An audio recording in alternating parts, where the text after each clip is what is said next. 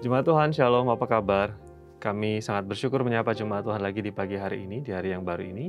Sungguh merupakan sukacita di tengah-tengah kesulitan yang selama setahun lebih ini kita jalani di masa pandemi, tapi Tuhan menolong kita sampai sejauh ini.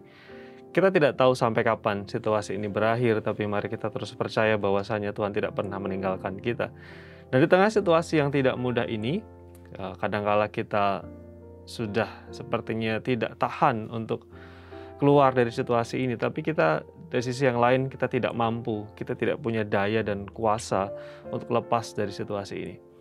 Satu-satunya hal yang bisa kita lakukan adalah bersabar, sesuai dengan tema yang sudah kita diskusikan beberapa waktu belakang ini, bahwa memang kita harus bersabar di masa-masa yang tidak mudah, di masa-masa yang kadang-kadang melelahkan, membuat kita jenuh dan berat, tapi Tuhan mau kita bersabar. Oleh karena itu hari ini saya ingin masih mendiskusikan satu tema, yaitu tentang kesabaran. Lalu kemudian tema kecilnya adalah di balik kesabaran, mengapa kita harus bersabar?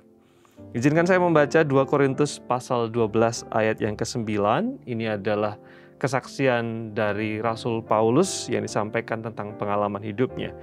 Firman Tuhan berkata, "Tetapi jawab Tuhan kepadaku, cukuplah kasih karuniaku bagimu, sebab justru dalam kelemahanmulah kuasaku menjadi sempurna. Sebab itu terlebih suka aku bermegah atas kelemahanku, supaya kuasa Kristus turun menaungi aku." Kalau Bapak membaca runtutan ayat ini bicara tentang doa Paulus supaya Tuhan menolong dia di dalam kesukaran hidupnya. Dia berdoa supaya Tuhan memberikan jalan keluar. Tapi kita membaca di dalam ayat yang ke-9, Tuhan memberikan jawaban yang lain. Tuhan mengatakan, cukuplah kasih karuniaku bagimu. Tuhan justru mengizinkan Rasul Paulus tinggal di dalam pergumulannya. Dia mengalami kesulitan kehidupan. Apa yang diharapkan Paulus tidak kunjung terjadi. Bahkan Tuhan katakan, sudah, memang aku mau kamu tinggal di dalam pergumulan ini. Tetapi yang menarik adalah ketika Paulus bertekun di dalam pergumulan itu, dia melihat ada sisi lain di balik pergumulan kehidupannya. Ketika Tuhan mengizinkan dia bergumul dan tidak mendapatkan jawaban sesuai dengan yang dia ingini, dia justru melihat di balik kesukaran kehidupan, di balik pergumulannya, di balik gejolak di dalam hidupnya yang tidak dijawab Tuhan, justru disitulah dia melihat ada kuasa Allah yang sempurna di dalam kehidupannya. Paulus mengatakan, sebab justru dalam kelemahanlah, di dalam pergumulanlah, di dalam kesukaranlah, kuasa Allah menjadi sempurna. Lalu ayat ini ditutup dengan sebuah keyakinan iman yang begitu indah. Sebab itu terlebih suka aku bermegah atas kelemahanku, atas pergumulanku, atas perjuanganku, supaya kuasa Kristus turun menaungi aku. Di tengah kerapuhannya dia memutuskan untuk bertekun, karena di tengah-tengah kerapuhan itu kuasa Allah turun dan menaungi kehidupannya.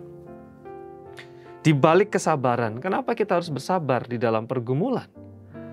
Sama seperti doksologi, keyakinan iman Paulus bahwa ketika kita bergumul, ketika kita berusaha bersabar, justru di dalam situasi bergumul itulah kuasa Allah menjadi sempurna dan menjadi nyata. Kapan situasi sulit dalam kehidupan kita berlalu, kita kadang-kadang tidak tahu. Kita sudah berdoa, tapi kadang-kadang Tuhan belum mengatakan, ya aku tolong, atau memberikan jalan keluar. Tapi tugas kita adalah bertekun.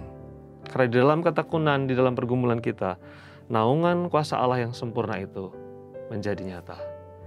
Mari terus berjuang bersabar di dalam menantikan pertolongan Tuhan, tetapi juga meyakini bahwa di balik pergumulan ada kuasa Allah yang dinyatakan.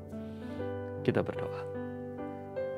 Tuhan, berikan kami mata iman yang melihat pergumulan kami sebagai momentum, sebagai kesempatan di mana kuasa Allah dinyatakan, naungan dari Allah ditunjukkan. Biarlah iman kami diteguhkan, hati kami dikuatkan di dalam situasi yang tidak mudah yang kami jalani. Berkati jemaat Tuhan dengan segala pergumulan, dan biarlah mereka merasakan naungan kuasa Allah sempurna atas hidup mereka. Di dalam nama Yesus kami berdoa. Amin.